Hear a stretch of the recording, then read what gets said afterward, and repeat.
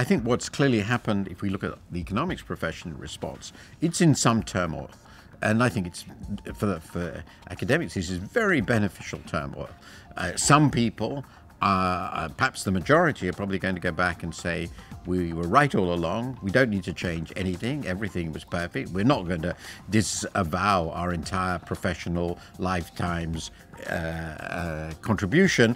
And they're going to argue that there were some special events, and we can already see that coming out. Some special causes, special events that caused this crisis, but we need to change nothing. My own guess, however, is that in the profession, because there are lots of senior economists who do have different perspectives, a lot of youngsters coming into the profession now will see this whole field has opened up.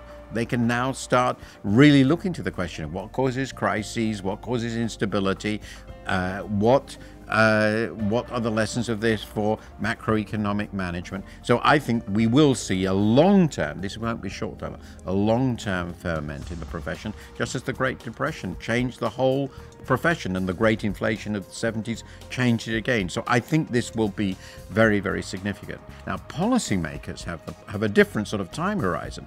They have to fix things now before all this reaches some sort of consensus, if we ever get there. Perhaps one of the lessons of this is that we won't have consensus. But I think my fear at the moment is that policymakers will probably end up by not doing enough, because the pressures, now that the immediate crisis has been resolved from the sector, given very limited political capital and political attention, the pressures are basically to say it was really not that serious. It wasn't much of a problem. We've solved it. The money's gone back to the government. Leave us alone. We'd start all over again. I really am concerned that we'll end up with a system which is going to do this again. And the second part of it is that we don't actually yet have a completely coherent and agreed view of what the solution is. And that's partly because I think it is inherently very difficult to know what it is, how radical you should be, and partly because, as I already indicated, the economists who study these things haven't yet got to that point.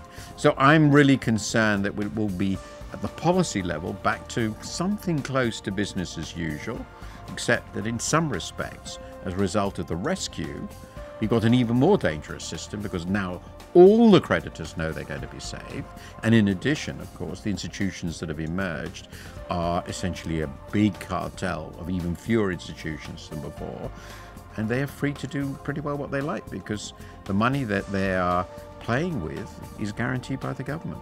So this is a very perverse outcome. In many ways, I think we might say that the financial system we're looking at today could end up even more dangerous than the one that went into the crisis.